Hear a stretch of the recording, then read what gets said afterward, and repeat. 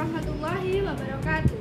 Kami dari kelompok 6 akan mempresentasikan makalah kami dengan judul Ilmu Qiraah Al-Quran. Saya Nurin Khairun Afifah sebagai pemateri 1. Saya Rindia Lali Nikmah sebagai pemateri kedua. Saya Lili Munaya sebagai pemateri ketiga. Langsung yang ke pembahasan pertama, yaitu pengertian ilmu qiraat. Secara bahasa, qiraat adalah bentuk jamak dari qiraah. Qiraah diambil dari kata qara'a lalu dibentuk masdarnya menjadi qara'a yaqra'u qira'atan wa qur'anan, yang berarti menghimpun atau membaca. Makna asalnya juga mempunyai arti mengumpulkan dan menghimpun. Artinya menghimpun huruf-huruf dan kata-kata satu dengan yang lain dalam suatu ucapan yang tersusun rapi. Sedangkan menurut terminologi, qiraah adalah perbedaan lafaz-lafaz wahyu yang disebutkan Al-Quran dalam penulisan huruf atau cara mengucapkan lafaz Al-Quran seperti ringan dan berat serta lainnya. Jadi yang dimaksud dengan ilmu qiraat adalah ilmu yang mempelajari tentang membaca ayat-ayat Al-Quran yang berupa wahyu Allah Subhanahu wa ta'ala dipilih oleh salah seorang imam ahli qiraat, berbeda dengan cara ulama lain, berdasarkan riwayat-riwayat mutawatir sanadnya dan selaras dengan kaidah bahasa Arab serta cocok dengan bacaan terhadap tulisan Al-Quran yang terdapat dalam salah satu mushaf Utsman. Yang kedua yaitu perbedaan qiraat dalam Al-Quran. Al-Quran adalah kalam Allah yang mengandung kemukjizatan yang berpahala bila membacanya, yang sampai kepada kita dengan periwayatan yang mutawatir yang diawali surat Al-Fatihah dan diakhiri dengan surat An-Nas. Ada juga yang berpendapat bahwa Al-Quran adalah wahyu Allah yang diturunkan ke dalam hati Nabi Muhammad dan diriwayatkan dengan cara mutawatir. Imam Baharuddin Al-Zarkashi mengatakan bahwa Al-Quran dan qiraat adalah dua hal yang berbeda. Al-Quran adalah kalam Allah yang diturunkan kepada Nabi Muhammad SAW sebagai penjelas dan mengandung kemukjizatan. Sedangkan qiraat adalah perbedaan yang terdapat pada lafaz wahyu dan perbedaan cara membacanya dari segi takhfif ataupun taskil.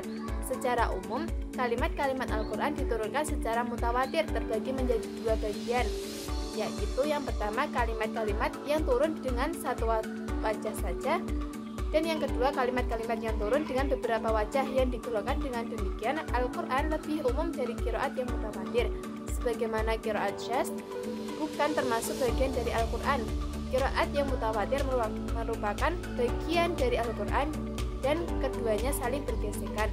Setiap qiraat yang sahih yang bersumber dari Nabi Muhammad adalah bagian dari Al-Quran yang turun sebagai rukhsah dan keringanan terhadap umat, sebagaimana yang dijelaskan di dalam hadis-hadis yang berkenaan dengan Ahlus Sab'ah.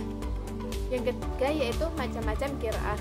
Seperti halnya hadis, qiraat berdasarkan kuantitas sanad terdiri dari beberapa tingkatan, sebagaimana yang dikemukakan oleh para ulama. Meskipun antara satu dengan yang lainnya berbeda pendapat, di antara tingkatan tersebut seperti berikut, yaitu mutawatir, ahad, masyhur, syadz, maudhu, dan mutlaq. Baik, yang selanjutnya adalah sejarah perkembangan qiraat.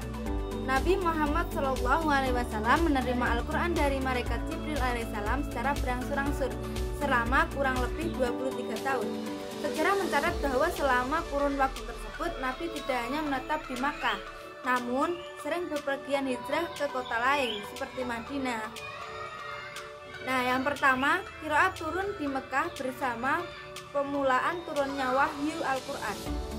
Pendapat ini berargumen bahwa kebanyakan surat Al-Quran turun di Makkah dan di dalamnya terdapat qiraat.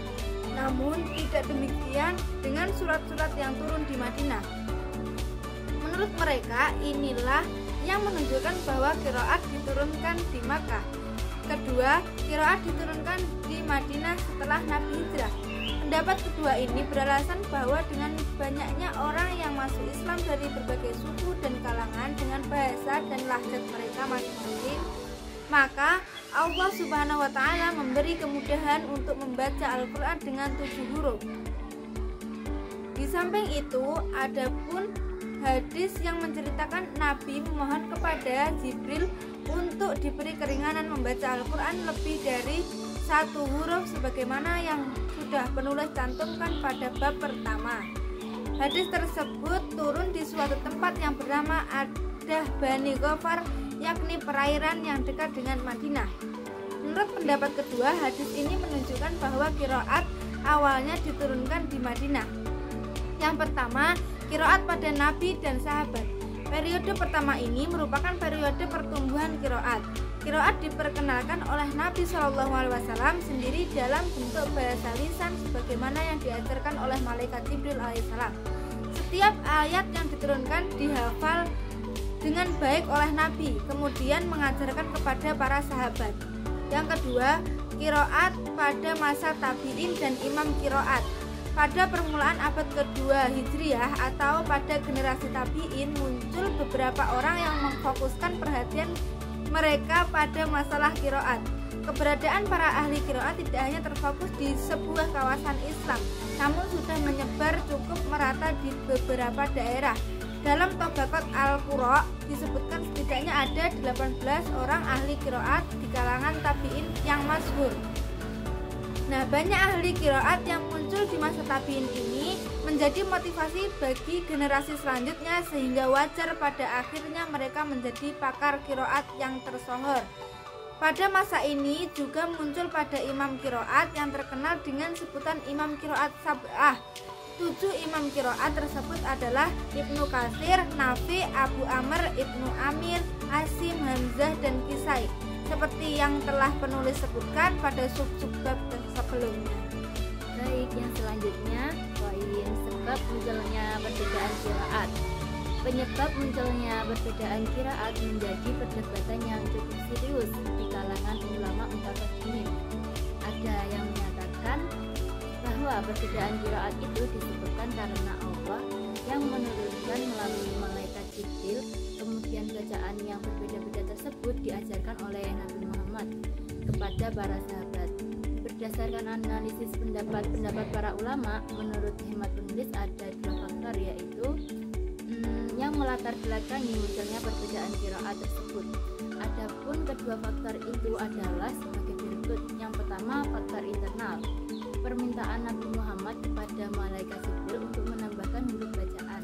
Hal ini diawali dengan riwayat Nabi Muhammad yang bersanad mutawatir tentang 7 qiraat yang Allah turunkan melalui malaikat Jibril.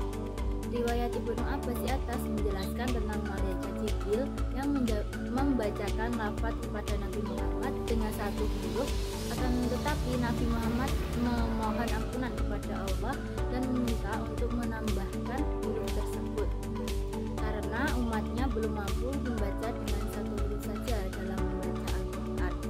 Melihat umat Rasulullah terdiri dari berbagai kalangan seperti golongan berusia lanjut atau ada pula yang masih kecil.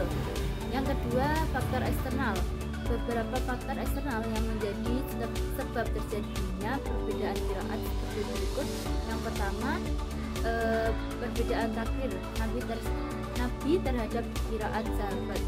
Yang kedua, perbedaan riwayat dari sahabat. Yang ketiga, perbedaan bahasa dan dialek. Yang keempat, munculnya pendapat orientalis yaitu Jafari yang berpendapat bahwa munculnya perbedaan qiraat akibat tidak adanya nakat dan syakal pada tes resminya. Hikmah dibalik perbedaan qiraat yang pertama, sebagai hujah untuk sebagian bangsa Arab jika terjadi pertikaian akibat perbedaan qiraat. Yang kedua, untuk memperjelas kalimat yang diperselisihkan. Yang ketiga, untuk menafsirkan ayat yang belum diketahui. Yang keempat, memperjelaskan hukum yang zahir perselisihannya. Kemudian untuk menyimpulkan makna yang berselisih dengan cara menggabungkan perbedaan. Kemudian yang terakhir, termasuk nikmat Allah untuk umat Islam sebagai pedoman. Kemudian kesimpulannya, ilmu qiraat merupakan cabang ilmu yang membahas cara membaca Al-Quran dengan variasi bacaan yang diturunkan oleh Allah melalui malaikat Jibril kepada Nabi Muhammad dan diajarkan kepada para sahabat. Qiraat bukan hasil rekayasa para imam qiraat, melainkan bagian dari wahyu yang memiliki sanad mutawatir hingga Rasulullah. Qiraat terbagi menjadi beberapa tingkatan berdasarkan kualitas sanadnya, yaitu mutawatir, ahad, masyhur, syadz, maudhu, dan mufrad. Sejarah perkembangan qiraat dimulai sejak zaman Nabi Muhammad dan dilanjutkan oleh para sahabat tabi'in hingga munculnya para imam qiraat. Faktor internal seperti permintaan Nabi agar diberikan kemudahan membaca Al-Quran dengan berbagai huruf, dan faktor eksternal seperti perbedaan bahasa, dialek, dan riwayat para sahabat. Perbedaan qiraat memiliki banyak hikmah, diantaranya sebagai bentuk keringanan dari Allah bagi umat Islam, memperkaya penafsiran, memperjelas makna dan hukum, serta menunjukkan keindahan dan kemujizatan Al-Quran. Qiraat juga merupakan salah satu bentuk penjagaan Allah terhadap keaslian kebenaran Al-Quran sepanjang zaman. Syukran. Wassalamualaikum warahmatullahi wabarakatuh.